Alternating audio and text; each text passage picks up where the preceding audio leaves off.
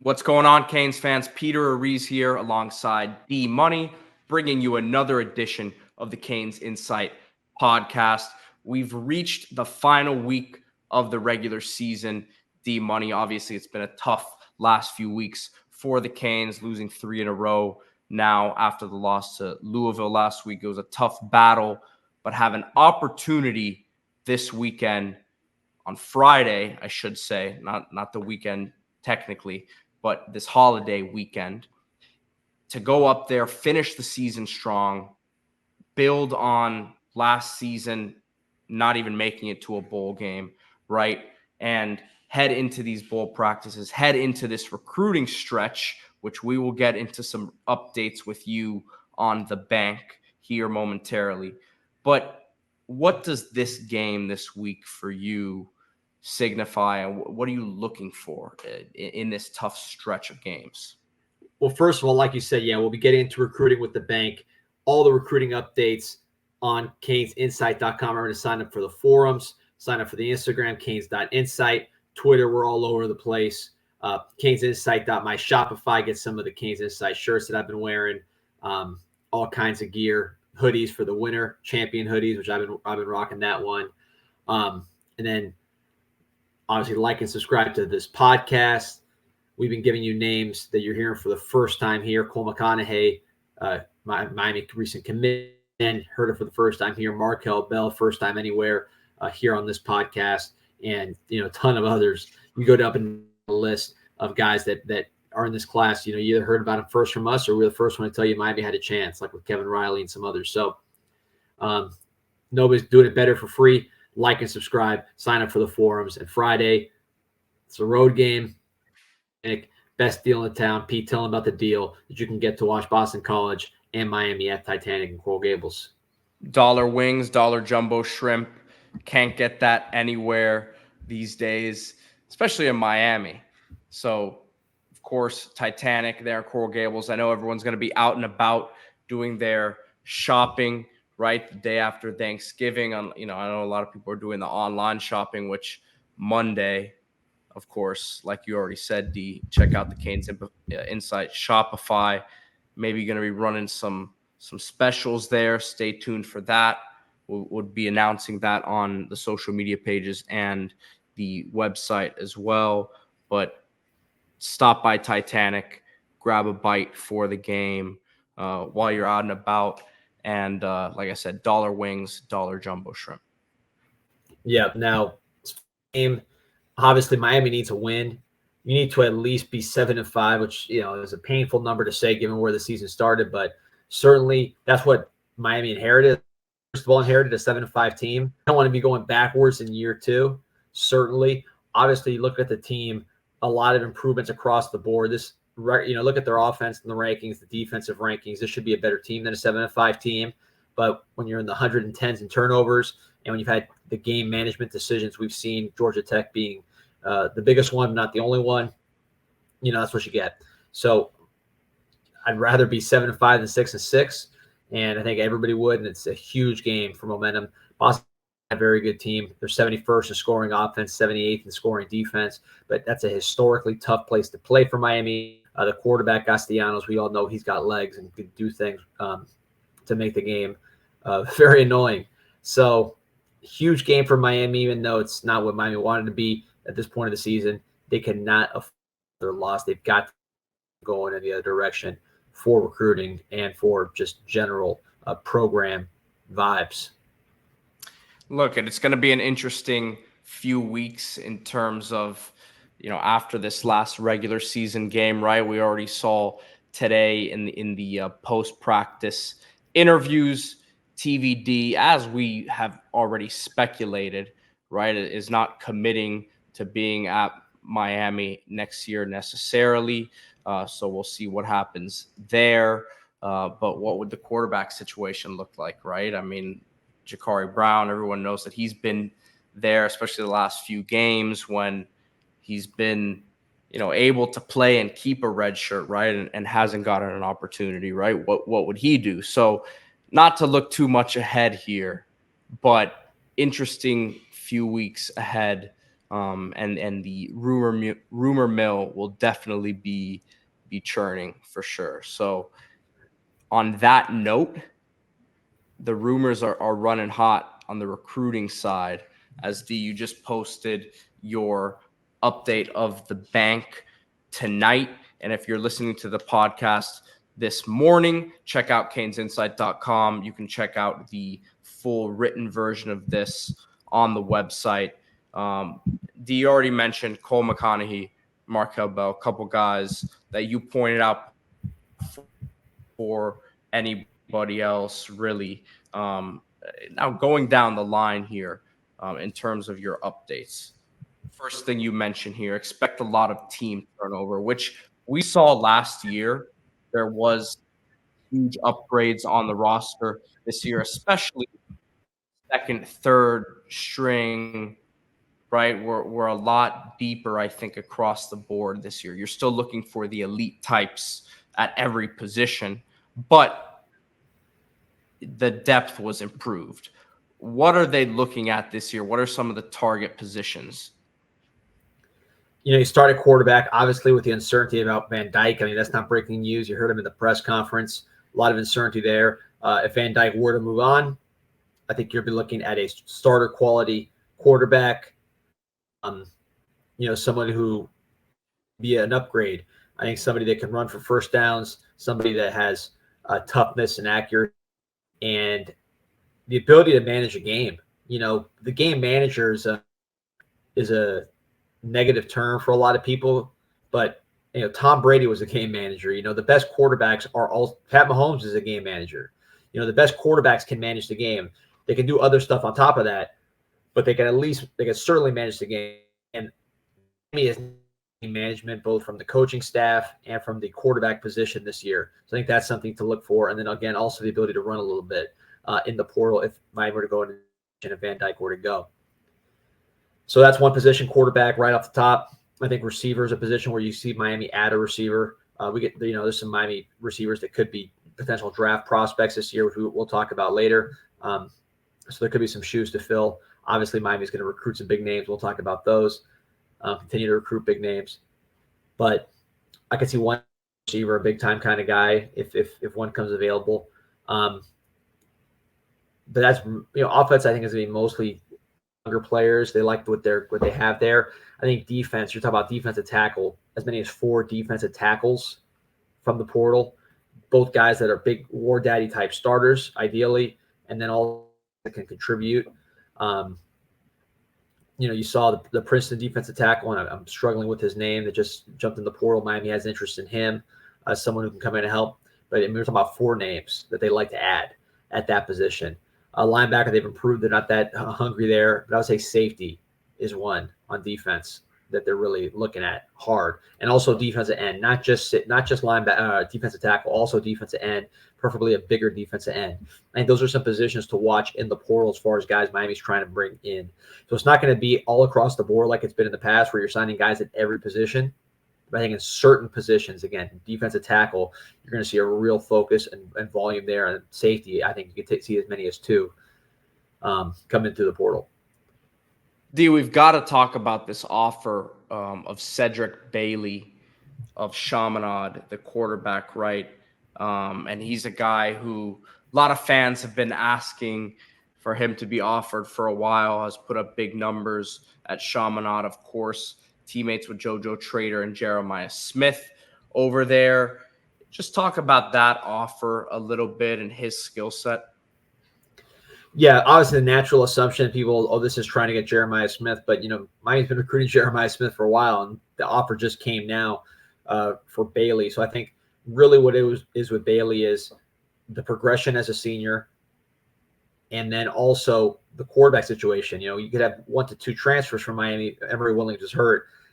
Judd Anderson's more of a projection kind of guy. So you need guys to be taking snaps and competing at that position ASAP.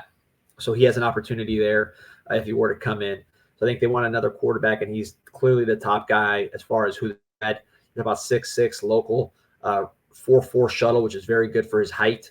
Strong arm, very raw. But again, how many South Florida quarterbacks are coming out as finished products? I've been a huge fan of South Florida quarterbacks. You look last year, I think 6 started in the NFL. This year, not as many have started, but certainly Lamar Jackson, one of the best in the league. Geno Smith's on trend. You got obviously Tyler Huntley's always bouncing around. Mike White is backups, Teddy Bridgewater, Brissett. Then you go into the college ranks, Jordan Travis, Palm Beach, Michael Pratt, Palm Beach, went to high school in Broward his senior year. So these are big-time college quarterbacks who are local, did not go to Miami, and then pros as well. So you'd like to see and I think the issue more is not that they didn't go to Miami, but besides Bridgewater and Brissett, how many of them did Miami actually recruit and want, right? It's not that they didn't pick Miami, but if you're not recruiting them, then you're not even in the discussion, right? So I think that's where the issue lies. Right. And look, it's not like Bailey's committed to Akron. He's committed to NC State, a team that beat Miami, a team that's produced NFL quarterbacks quite a bit recent years, between Mike Glennon, all the way back Phillip Rivers, Russell Wilson. They produce some NFL guys, Jacoby Brissett. So Miami's have to recruit him. It's not like an imminent flip situation. They're going to have to recruit him organically and convince him to come to Miami, but he has interest and he has a great opportunity with the playing time alongside good offensive line, good receivers to throw to. You mentioned Jeremiah Smith. We're on the topic of Chaminade guys. Anything new there? You did have a little blurb into the bank on him and how one of Miami's selling points is that they do have 2 of the top 3 receivers statistically. As much of an anomaly as that may seem like, right, with the ups and downs of this Miami offense and a lot of downs in the second half of the season here. Anything in that recruitment going on, or is it just status quo? I mean, look, Miami feels they're in a good place. Obviously, if they were to get a CJ Bailey, that would help. Jeremiah Smith thinks that Bailey's the best quarterback in the country, according to him, what he said. They've won a ton of games together, 36-2, I think, as a starter for Bailey. Obviously, caught a lot of touchdowns, so there's a comfort level there. I think that would help, not just because, hey, it's my friend, but I think from a player standpoint. Also, by the way, one thing I didn't mention on Bailey is intangibles. I think Miami's very high on his intangible qualities, both on the field, being a winner and being smart on the field, but also off the field and his personal qualities. They feel great about that. So that's a huge part about being a quarterback, especially if you're 6'6" with some tools. So, but Smith, that they can point to Restrepo and George as second and third leading receivers in the ACC yardage-wise. So guys are catching the ball. Of course, none of them with Smith's talent. He's sort of a missing piece, impact-type player who can have an impact on Miami like Keon Coleman had for the Seminoles right away. Now, you mentioned that last year, obviously, Mario and the staff finished very strong locally in South Florida with Bain, Fletcher, Damari Brown, who have all had big impacts at different points of this season. And you're saying he wants to try to do it again now in December moving forward. Yeah, South Florida, it seems like that's where a lot of the battles are. You mentioned 2 between Bailey and Jeremiah Smith, the biggest one. You also have Jordan Lyle, who Miami loves, the running back out of St. Thomas, committed to Ohio State. That reminds me a lot of Fletcher's recruitment. Fletcher was committed to Ohio State at this time. Miami really tried to flip him throughout the year and then ultimately got him at the end, even though Florida got in there. So I think Lyle could come down to a little later like Fletcher did, but that's someone Miami absolutely loves what he brings to the table, loves his senior film. Xavier Lucas, the big corner out of American Heritage, we talked about him, enjoying the recruiting process. He's getting recruited now by a lot of big schools, but Miami has a good beat on that recruitment, and they feel good that they can finish it, but it's not, they're going to have to earn that one. And then another local guy, Benjamin Blackburn out of Miami Columbus, your alma mater, tight end, committed to Stanford. So you're talking about Stanford commit, those dudes tend to be very good at tight end. Every year they have NFL tight ends. They're almost all 6'5", 6'6". They can block a little bit. They can catch the ball. They're not freaks of nature, but they're good athletes, and they end up being NFL players. Blackburn fits that mold. That's why he's committed there. But he's someone Miami would like to flip. Miami Columbus, alma mater of Mario Cristobal, Alex Mirabal, Alonzo Highsmith. I think the only way you'd be able to get a tight end from Stanford is if there was some sort of local pool. at this stage of the game. And I think with Blackburn, there is a local pool. He's a Miami Hurricane fan, so he really wanted this offer, and it's going to be interesting down the stretch. Also, tight end Camden Jones visited this weekend from Pasadena. He was at the game. Big guy, 6'6". I heard he really looked good in person. Another high IQ guy committed to Cal. So both these guys, big, high IQ tight ends. Basketball player, very good straight line speed, still getting into his body. But he's someone that Miami likes a lot after seeing him in person. Sometimes they visit and kind of put him down the board. Camden Tom went up the board after seeing him live. So I think Miami would take either one of those guys and be pretty happy about it. They're not backup plans. I'm sorry, Camden Jones. I said Thomas. Camden Jones. And D, not to get too far off track here with the bank updates, but Fernando Mendoza, quarterback from Columbus, just won. He's at Cal this year. Just won freshman of the week in the Pac-12 at quarterback. Not to speculate, but I would wonder if he would be a guy. He threw for almost 300 yards and 3 touchdowns in a game against Stanford and a win against Stanford this weekend at Cal. He's a Columbus guy. I wonder if there could be any ties there. But yeah, his brother's a good player too. By the way, his brother's committed to App State, I think, with Ponce. I posted about Mendoza. He was committed to Yale, I want to say. He was committed to an Ivy League school, and I wrote him up, and I'm like, wow, how is this guy not getting FBS interest? This guy's a big guy. He has a good arm. Ultimately, he did go to Cal, surprised a lot of people, again, coming from the Ivy Leagues, but now he's starting quarterback. So, he's a transfer possibility. He's not the name necessarily I think it's at the top of the board, but he's an interesting name. Maybe he becomes that. But it makes me say, what about his brother? Is his brother going to be a guy that we look back on and say, how did this guy get away? Because I think his brother, as a football player at the same age, is superior. I don't know. You're more tied into Columbus than me, but that's my view. Well, I mean, I think his Fernando is bigger than his brother, the younger one. So I think that's probably the biggest difference. Yeah, more prototypical. Yeah, Fernando, the one at Cal, but I think the little brother's probably a better player as far as running around and making plays. Yeah, probably more of a gamer for sure.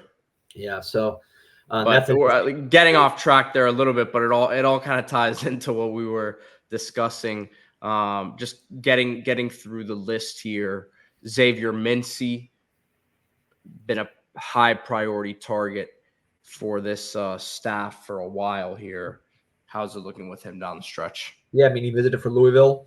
I heard the visit went well. Miami feels good there, as good as they can. A guy like that. Do the memes. Yeah, I mean, look, if the guy's not committed with that kind of talent, he's a top 100, top 50 player, depending where you look. He's going to get recruited. So until he commits somewhere, and puts on the hat, you'll be holding your breath. But Miami's in a good place with him at the moment. You mentioned here anything can happen down the stretch, but the likes of Artavius Jones, Kevin Riley, Elijah Lofton, Cam Pruitt all have been committed for a while now, and it looks like they're solid. I saw Artavius Jones posted a picture with LT the other day, Leonard Taylor. You look bigger than him. Yeah. You look bigger than Taylor out of high school. So, Jones, Cam Pruitt out of Mobile, Alabama, Kevin Riley, Tuscaloosa. A lot of these guys are in the South, right in dangerous territory. I think Miami feels good with all those guys where they're at right now, and they're committed. Kevin Riley, he has a visit set up to Alabama. I think Alabama's really focusing more on other running backs. Riley could have gone there when he committed to Miami. He chose Miami. Elijah Lofton at Las Vegas. He had been getting some Texas buzz. As of now, and again, these things change at the drop of a hat. These recruiters are persistent. Miami has no reason to worry any of those guys beyond just the normal recruiting concerns. And that's big. And these are guys you got to keep in your class. And then rounding it out here, Trevante Citizen, there was some speculation that he wasn't at the game. What's his status with the team? And according to your update, he was dealing with a family issue. Yeah, family issue, total excused absence. Hope heart goes out to him. But nothing that's, it's not like he's leaving the team or anything. He's same place. He's rehabbing. They're trying to get him, he's practicing, but you're trying to get him to where he was before. And you've seen it a million times, but it was a significant injury. He's been out a long time. It's going to take some work. Now, the just last thing here, football wise, before we get into some basketball talk, which it's been fun watching this team the early part of the season. But of course, there's going to be some decisions that have to be made here down the stretch. Obviously, there's been some guys that have been speculated for a while, such as Cam Kitchens, James Williams, that I would probably expect to be gone. And when I say I expect it, I think the staff's probably expecting them. As you already mentioned, they're looking to take at least 2 guys in the transfer portal. So I think they probably have an idea there what's going to happen. Javion Cohen, congratulations to him accepting his invite to the Senior Bowl. It was announced this last week, a couple weeks ago, I should say, that juniors are going to be eligible for the Senior Bowl moving forward. And obviously it looks like he's going to be taking that step, which I think coming into Miami this year, you knew you probably had him for 1 year. And it was cool to see Jim Nagy, head of the Senior Bowl, give Coach Mirabal his props in developing him, saying that he looked way better on film this year. So to me, that's a big thing to point out recruiting wise. If you're a recruit, look at what Coach Mirabal did in his 1 year, and it's almost a slight to where he was at before, right? So yeah, which is not Alabama, completely, but right, exactly. So Cohen, Matt Lee, you'd expect those guys to obviously be moving on. And then you have some interesting decisions. You have a couple wide receivers there who I got a call from a scout this weekend asking me, hey, do you know what Jacoby George and Brashard Smith are going to do? And I said, why are those guys getting drafted? And he says, oh, they both probably would have. Brashard Smith with his kick return and, ability really brings another element. Jacoby George definitely could come back and help his stock, but I think his dynamic ability has been shown the last few weeks, and he's a guy who probably would get drafted if he came out, right? So these are decisions that have to get made. I'm not saying that these guys have made any decisions just yet, but interesting things to monitor here in the weeks moving forward. Yeah, you should probably change the name of the Senior Bowl. I'm surprised they haven't done that yet. Now that juniors can play, but one guy we didn't even talk about this offline. I'm actually curious. Have you heard anything on Jalen Rivers? Not recently. I think that he's a guy who is probably pretty safely in that mid-round range, that 3rd to 5th round range, because he can play different spots on the line, most likely to be an interior lineman. But he's had a very solid season. He's had a very, very solid season. To me, if you're asking me who I'm picking, he's to me the safest pick off of our team at any position, right? In my opinion. He's had a great season at left tackle, put him against some good teams, and he's played good. Texas A&M being one of them. Good defense also. I think they're both top 10 defenses, and he didn't allow anything in either of those games. A great run blocker. He's got great size, so he's big by NFL standards even. Jared Harrison Hunt is going to have an opportunity to get drafted. KJ Cloyd is going to have an opportunity to get drafted, right? So I think there's an expectation that, Kiko Malagoa is probably going to be coming back for another season. So I think that is huge, right? No decisions have been made, but again, I think that's how the staff is operating and matches what you just said, how they were feeling at the linebacker position, right? That they weren't really going out there and trying to find too many immediate impact guys, right? Yeah, and look, I don't say it's a foregone conclusion on Lee or Rivers. They both could come back, and they're guys that Miami certainly love to have back. NIL is there, so there's not a total economic loss. And both offensive line, you can always improve your body, always improve your knowledge and your technique. There's obviously a staff that develops offensive linemen pretty well. So, I don't think maybe those guys do go. I think that those decisions have yet to be made. Their families sit down with the draft grades and the coaches and options are. But I think those are two that Miami would love to have back is if you ask me who they really love to have back, you know, I mean, they'd like to have all these guys back, but I think Lee and Rivers are real high on that list. Definitely. I mean, and listen, they can both come back and probably NIL-wise, like you said, make a good amount of money, and it won't be, too much of a drop off of what they would make year one in the NFL, right? So, and then on the other side of the ball, Leonard Taylor, I think he probably knows that he hasn't had the greatest of seasons, right? Things have been changed up during the year. They're playing a completely different front than they were playing to start the year. But I think that he knows that he has an opportunity to, when he's at his peak, to be a first round pick in this thing. So let's see what he does there. I think a lot of people have it's been a foregone conclusion to a lot of people that this was going to be his last year, even though the numbers haven't been there, right? And some teams would still take him, very high in this process, even off the disappointing season he's had, right? But to me, there's still a lot more left in the tank for him, and I think that he's a guy who there's a chance that he comes back. We'll see what happens. Yeah, that'll be interesting. I mean, I mentioned Miami 4 defensive tackles in the portal. You get Taylor back, you could scratch at least one of those off. So that'll be interesting to see. He should come back.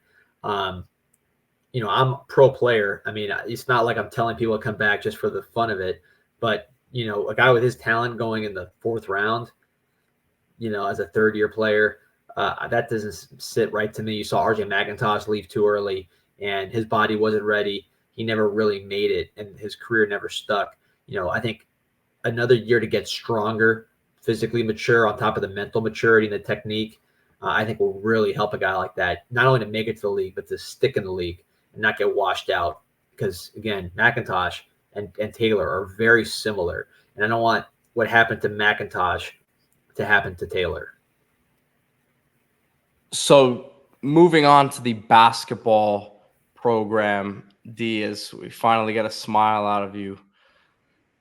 It's been a great start, right? Yeah, I feel good. I had the hiccups. I've been fighting the hiccups. That's why I've been doing this so much. But yeah, no, big smile for the basketball team. I tried to order the Bahamas Hoops championship shirt online. They don't even sell the merchandise, so I was disappointed about that. But yeah, man, it was nice to see them go out there and get a couple wins against Power 5 programs and do it pretty handily.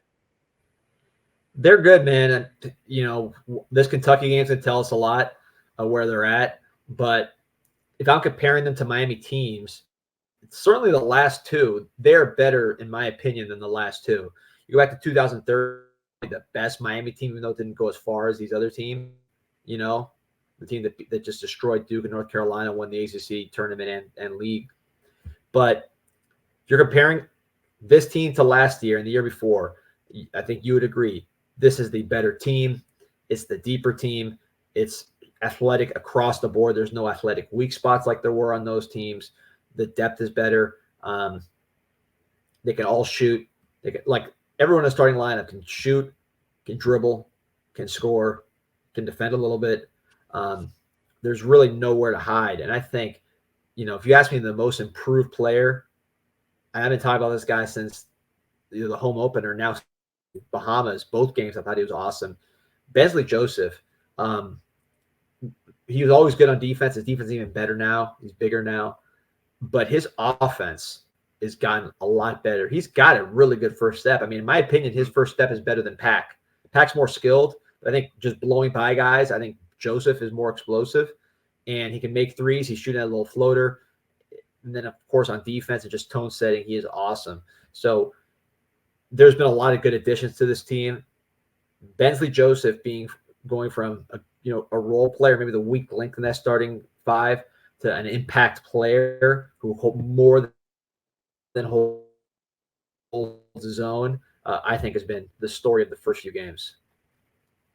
And if you just look at his stats, he's the box score numbers that he puts up across the board, points, rebounds, assists, steals, blocks. He does it He does it all, really. And, if I'm going to nitpick, I'll say there's a couple things with this team that are different from last year's team. Isaiah Wong, I think there was an expectation that, yes, he was ACC Player of the Year, but he took a lot of shots, and you may end up, the offense may flow better without him. I could see that argument potentially, but my concern without a Wong right now watching this team is I still don't see anyone who, yes, a Nigel Pack can pull up from deep. A Wooga Poplar is a knockdown jump shooter. But I don't see someone who can break someone down at the end of the shot clock and go get their own shot, right? Even a Jordan Miller, in one-on-one situations in the post with that spin move, that little half spin he could go create a bucket for himself when nothing was really there, right? When these games get tight in ACC play and in tournament play, is Matthew Cleveland, because I've seen it at time, early on. He's been able to take guys off the dribble, pull up jump shots, right? Athletically, he's an NBA type guy, right?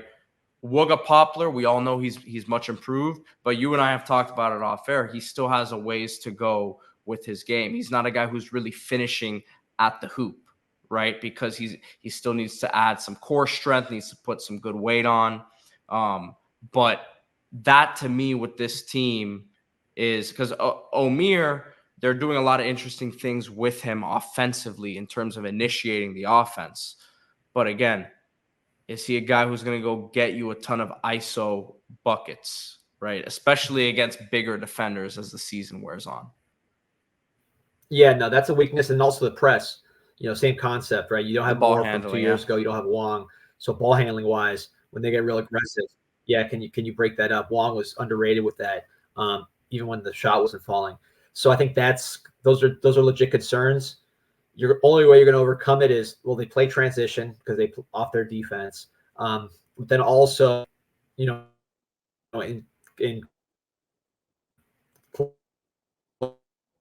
close situations, late game ball, and then whoever has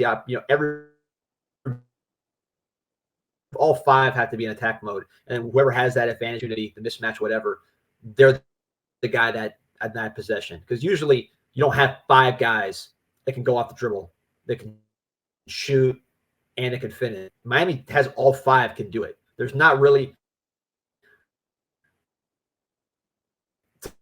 to me, the pick and pop guy is Wooga.